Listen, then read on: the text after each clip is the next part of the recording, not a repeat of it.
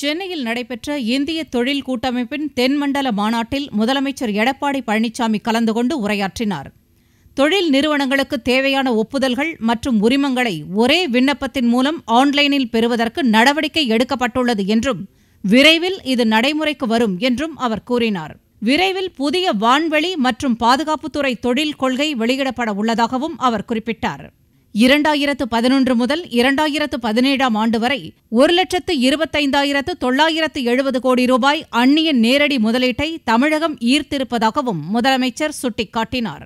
கடந்த உலக முதலீட்டாளர் மாநாட்டில் கையொப்பமிட்ட 2,42,000 கோடி ரூபாய் மதிப்பிலான 98 புரிந்துணர்வு ஒப்பந்தங்களில் 62,738 கோடி ரூபாய் மதிப்பிலான 61 திட்டங்கள் பல்வேறு கட்டங்களில் செயலாக்கத்தில் உள்ளன என்றும் அவர் தெரிவித்தார்.